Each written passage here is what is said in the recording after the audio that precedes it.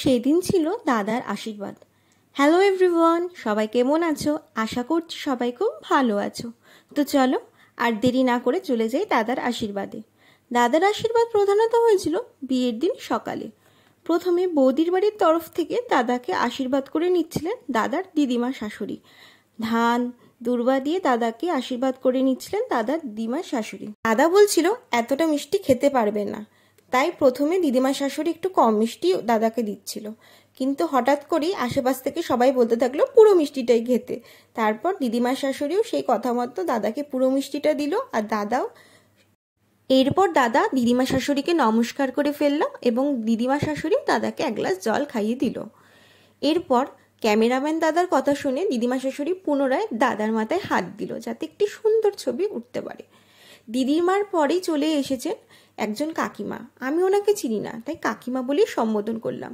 উনিও ধান দুর্বা দিয়ে দাদাকে আশীর্বাদ করে নিলেন এবং আশীর্বাদ করার পরই দাদাকে খাইয়ে দিলেন মিষ্টি। দাদা এবারও বলছিল বেশি মিষ্টি খাবে না, তাই কাকিমা দাদার কথা অনুযায়ী অল্প মিষ্টি দাদাকে খাইয়ে দিল।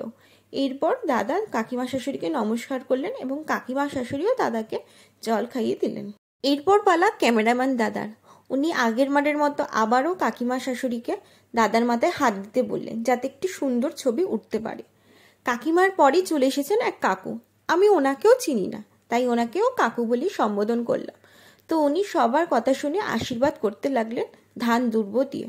ধান দুর্ব দিয়ে আশীর্বাদ করার পরই উনি দাদাকে অল্প একটু দাদার কথা মতোই মিষ্টিটা খাইয়ে দিলেন। তারপর দাদা নমস্কার করলেন কাকুকে এবং কাকু আবার ক্যামেরাম্যান দাদার কথা শুনে দাদার মাথায় হাত দিল এবং একটি সুন্দর মুহূর্তকে আবারও ছবিবন্দি করে রাখল। কাকু আবারও দাদাকে গ্লাসে করে জল খাইয়ে দিলেন এবং দাদাও কাকুকে নমস্কার করলেন। এরপরই কাকু দাদাকে জল খাইয়ে দিল এবং দাদা কাকুকে নমস্কার করলেন। পর ক্যামেরাম্যান দাদার কথা শুনে পুনরায় দাদার মাথায় হাত দিলেন এবং একটি ছবি তুলে নিলেন। এই কাকুর পরে পুনরায় এলেন আরেক কাকু। এই কাকুকেও আমি চিনি না, তাই ওনাকেও আমি কাকু বলেই সম্বোধন করছি। তো সবার মতো উনিও প্রথমে দাদাকে ধান দুর্ব দিয়ে আশীর্বাদ করে দিলেন এবং দাদার কথা মতো অল্প একটু করে মিষ্টি খাওয়ালেন এবং দাদা তারপর কাকুকে নমস্কার করলেন এবং কাকু দাদাকে এক গ্লাস জল খাওয়ালেন। এই কাকুই দাদাকে আশীর্বাদ করলেন একটি ঘড়ি দিয়ে।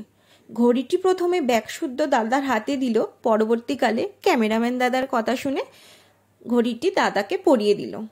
দাদাকে কেমন লাগছে ঘড়িটি পরে সবাই জানিও। আমার তো খুব ভালো লাগছে দাদার হাতে ঘড়িটি। ঘড়িটি বেশ সুন্দর হয়েছে আর দাদার হাতে বেশ মানিয়েছে। ঘড়ি দিয়ে আশীর্বাদ করার পরই আমার মা এলো আশীর্বাদ করতে। সবার কথা শুনে মাও আশীর্বাদটা সেরেই ফেললো। মাও প্রথমে দাদাকে দিল ধান ও দুর্ব, তারপর মাও দাদাকে দাদার কথা মতো অল্প একটু মিষ্টি খাইয়ে দিল এবং সাথে সাথে জলও খাইয়ে দিল, আর দাদাও মাকে নমস্কারটা সেরে ফেললো। মায়ের পরেই চলে এসেছিল দাদার ছোট মাসি। ছোট মাসিও দাদাকে আশীর্বাদ সেরে ফেললো। প্রথমে ছোট মাসিও দাদাকে ধান দুর্ব দিয়ে আশীর্বাদ করলো এবং তারপর দাদার কথা মতোই মিষ্টি খাওয়ালো এবং তার সাথে সাথে জলও খাইয়ে দিল এবং দাদাও মাসিমণিকে নমস্কারটা সেরে ফেললো। মাসিমণির পরেই চলে এসেছে কাকি। কাকিও দাদাকে ধান দুর্ব দিয়ে আশীর্বাদটা সেরে ফেললো এবং দাদাও কাকিকে নমস্কার করলো এবং ক্যামেরাম্যান দাদার কথা শুনে একটি ছবিও তুলে নিল। কাকির পরে চলে এসেছিল বড়দি। বড়দিও দাদাকে ধান দুর্ব দিয়ে আশীর্বাদ করলো, সাথে সাথে মিষ্টিও খাওয়ালো, জলও খাওয়ালো এবং দাদা দিদিকে নমস্কার করলো এবং দিদিও দাদাকে আশীর্বাদ করলো এবং ক্যামেরাম্যান দাদার কথা শুনে আবার পুনরায় দাদার মাথায় হাত রেখে আশীর্বাদ করলো যাতে একটি সুন্দর মুহূর্তটি একটি ছবিবন্দি হয়ে থাকে। বড়দির পর ছোটদিও দাদাকে আশীর্বাদ করলো একইভাবে। বড় জেঠি খুবই অসুস্থ, কিছুই নিজে থেকে করতে পারে না, তবুও বড় জেঠি ধান দুর্ব দিয়ে দাদাকে আশীর্বাদ করে নিল। টাটা সবাইকে, সবাই খুব ভালো থেকো।